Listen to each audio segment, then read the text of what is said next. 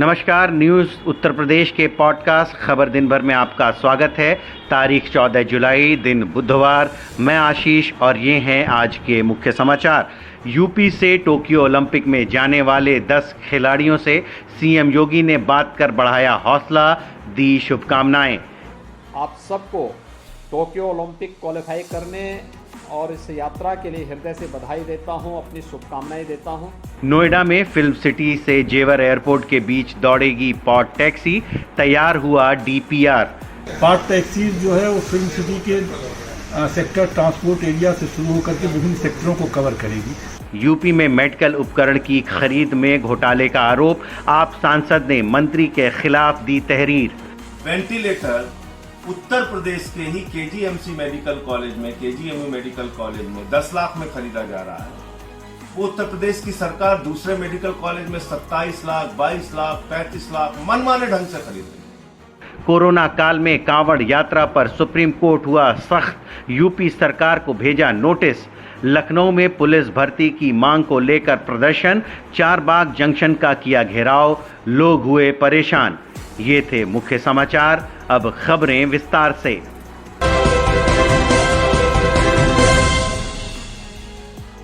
Japan के Tokyo Olympic में भाग लेने वाले यूपी के खिलाड़ियों से मुख्यमंत्री योगी आदित्यनाथ ने आज वर्चुअली बातचीत की। सीएम योगी ने 10 खिलाड़ियों और उनके परिवार वालों से बात कर उनकी हौसला अफजाई की। टोक्यो ओलंपिक में भाग लेने वालों में 10 में से 5 खिलाड़ी मेरठ के हैं। सुनिए सीएम योगी ने खिलाड़ियों से क्या कहा। कोरोना महामारी के दौरान आपका ये जज्बा बहुत अभिनंदनीय है और हमारी युवा पीढ़ी को एक नई स्फूर्ति और स्पंदन प्रदान कर रही है। मैं इसके लिए आप सबको टोक्यो ओलंपिक क्वालिफाई करने और इस यात्रा के लिए हृदय से बधाई देता हूं, अपनी शुभकामनाएं देता हूं। हम सब जानते हैं कि आदरणीय प्रधानमंत्री जी की शुरू से ये मंशा रही है कि अपने खिलाड़ियों को आगे बढ़ाया जाना चाहिए और समाज के अलग अलग फील्ड के प्रतिभाशाली लोगों को समाज की ओर से, सरकार की ओर से एक मंच मिलना चाहिए। और उसी क्रम में राज्य सरकार ने और केंद्र सरकार ने पिछले 7 वर्ष से केंद्र सरकार और पिछले 4-4.5 वर्ष से राज्य सरकार इस दिशा में प्रयास कर रही है। चाहे वह भारत सरकार के द्वारा घोषित खेलो इंडिया खेलों के तहत खेल प्रतिभाओं को, मैं देख रहा था इसमें जितने भी हमारे ज़्यादातर खिलाड़ी हैं वे सभी ग्रामीण पृष्ठभूमि से जुड़े हुए हैं और बहुत आर्थिक अर्थ की विपरीत परिस्थितियों के बावजूद उन्होंने एक नया स्थान प्राप्त किया है खेल के क्षेत्र में। प्रधानमंत्री जी का यह अभियान जो खेलो इंडिया खेलों के माध्यम से उन्होंने देश के खिलाड़ियों को आगे बढ़ने के लिए प्रेरित किया है, ये बहुत अभिनंदनीय है। और मैं इसी बात को लेकर के, इसी कड़ी को हम लोगों ने आगे बढ़ाया है। मैंने खेल विभाग को विगत 2 वर्ष पहले इस बारे में कहा था कि हमें खेल विभाग ने, राजस्व विभाग ने, ग्राम्य विकास और पंचायती राज विभाग और नगर विकास विभाग, ये हमारे 5 विभाग मिलकर के प्रयास कर रहे हैं कि प्रदेश के हर गांव में एक खेल का मैदान हो। गांव में जो पैसा हम विकास के लिए भेज रहे हैं उस पैसे की प्राथमिकताएं तय करते हुए कहा गया है कि उस गांव के पैसे का उपयोग गांव में खेल के मैदान के साथ साथ एक ओपन जिम के निर्माण के लिए भी किया जा सके, जिससे हमारे युवाओं को और जो युवा पीढ़ी है इस पीढ़ी को खेल के प्रति एक रुचि जागृत हो।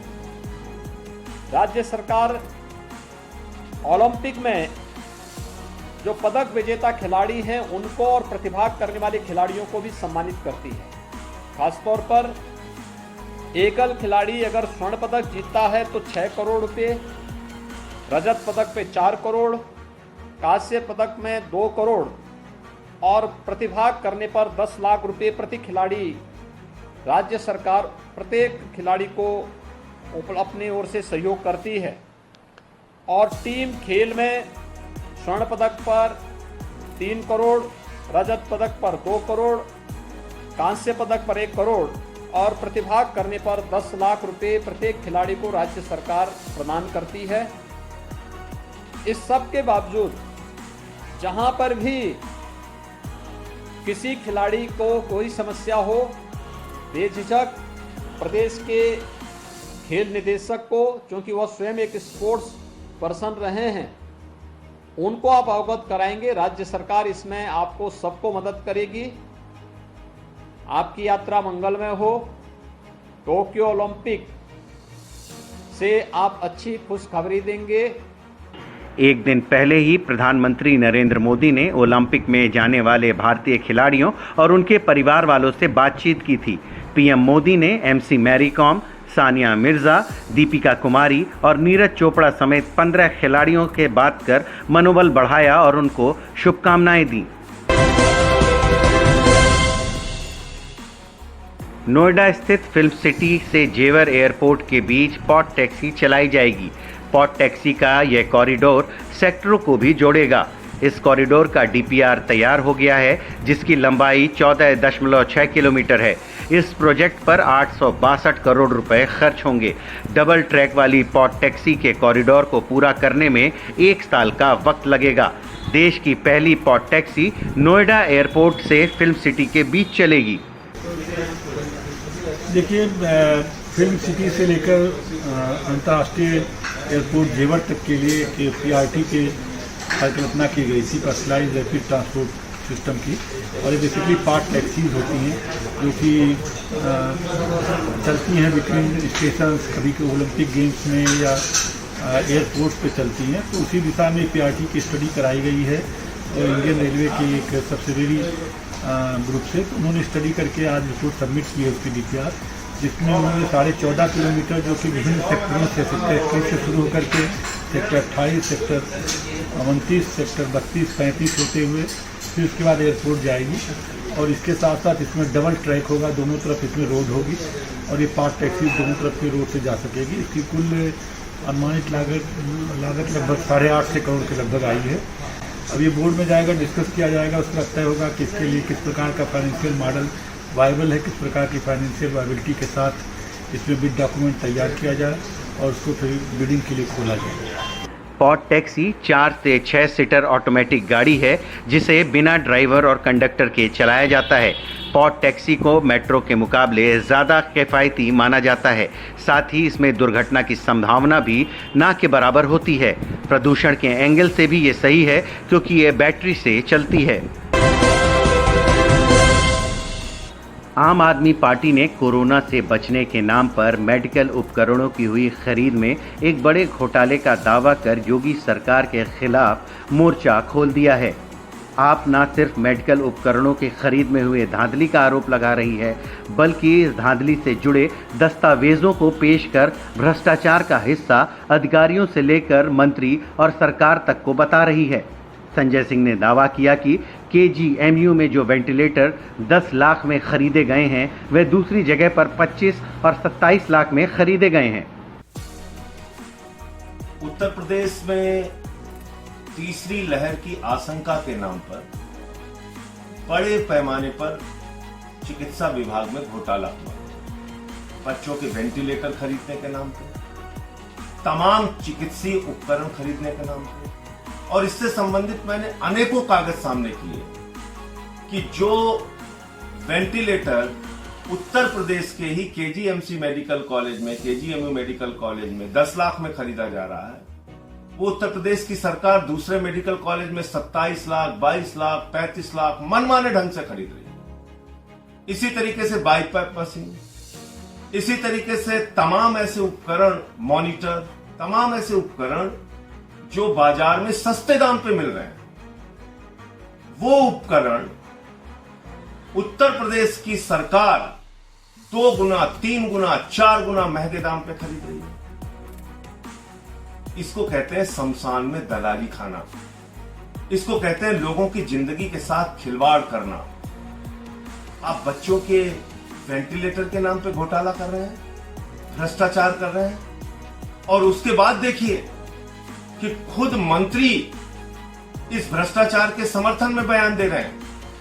स्वयं सुरेश खन्ना जी इसके पक्ष में बयान दे रहे हैं कि नहीं नहीं ऐसा कुछ नहीं हुआ, जबकि कागजात चिल्ला चिल्ला के बोल रहे हैं कि सारे घोटाले हुए हैं, सारा भ्रष्टाचार हुआ है।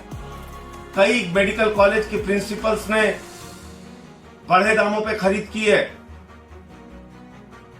SGPGI इतना प्रतिष्ठित अस्पताल, लोहिया संस्थान इतना प्रतिष्ठित अस्पताल, यहां पर महंगे दामों में वेंटिलेटर की खरीद हुई है और एक ही कंपनी से एक ही तरह का वेंटिलेटर महंगे दामों पर खरीदा गया है। तो ये भ्रष्टाचार नहीं तो और क्या है। तो इसलिए इन सभी लोगों के खिलाफ, जिसमें मंत्री सुरेश खन्ना है, इनके प्रमुख सचिव आलोक कुमार है, लोहिया संस्थान के डॉक्टर सोनिया नित्यानंद है और RK धीमन जो है वो SGPGI के हैं, इन सब लोगों के खिलाफ और जो प्रिंसिपल्स इन खरीद में शामिल हैं कि किसी भी मेडिकल कॉलेज के हों, उन सब के खिलाफ मैंने एक तहरीर दी है थाना अध्यक्ष हजरतगंज लखनऊ को और उनसे इन लोगों के विरुद्ध FIR दर्ज करने की मांग की है। कोरोना संकट के बीच 25 जुलाई से शुरू होने वाली कांवड़ यात्रा को लेकर यूपी सरकार ने मंजूरी दे दी है। इस पर अब सुप्रीम कोर्ट ने सख्त रुख किया है।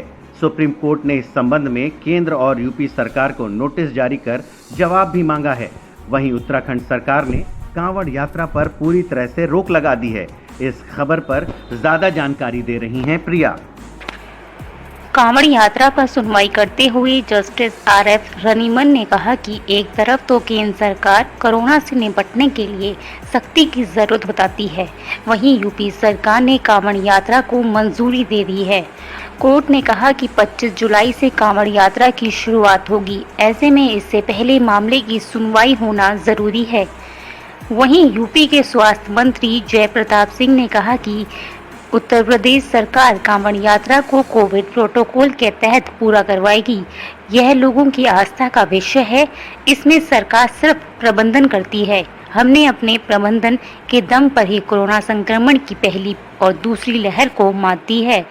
साथ ही कहा कि सुप्रीम कोर्ट ने नोटिस जारी कर जो जानकारी मांगी है, हम उस पर उनका जवाब देंगे और एक बार फिर योगी आदित्यनाथ से इस पर बातचीत भी करेंगे। वहीं सीएम योगी आदित्यनाथ पहले ही बोल चुके हैं कि सरकार सुविधा भी देगी और सुरक्षा भी देगी। यूपी में पुलिस भर्ती मामले में विवाद लगातार बढ़ता जा रहा है। बुधवार को एक बार फिर पदों पर भर्ती की मांग को लेकर नाराज अभ्यर्थियों ने चारबाग में प्रदर्शन किया और चारबाग जंक्शन का घेराव किया।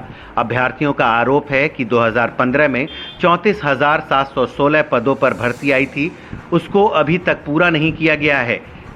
इसमें से अभी भी 3528 पद खाली पड़े हैं, लेकिन सरकार कोई कार्रवाई नहीं कर रही है।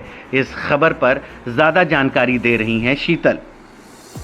आज पुलिस भर्ती से जुड़े युवा बड़ी संख्या में चारबाग रेलवे स्टेशन पर पहुंचे और वहीं धरने पर बैठ गए।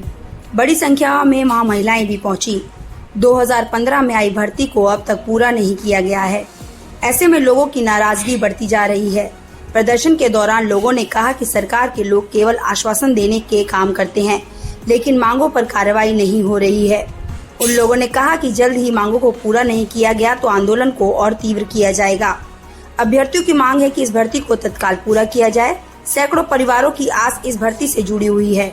सरकार की जिम्मेदारी है कि इसमें आने वाली अड़चनों को दूर किया जाए। हर रोज की तरह एक बार फिर आपके लिए लेकर आए हैं पहचानो कौन का सेगमेंट। इसमें हम आपको सुनाते हैं एक आवाज़। वो आवाज़ एक राजनेता की है या अभिनेता की, आपको पहचाननी होती है और कमेंट बॉक्स में सही जवाब लिख के हमें बताना होता है। तो सुनिए आज की आवाज़ और सही जवाब भेजिए कमेंट बॉक्स में। मुझे क्या फील होना है यार, I don't know how to answer this one.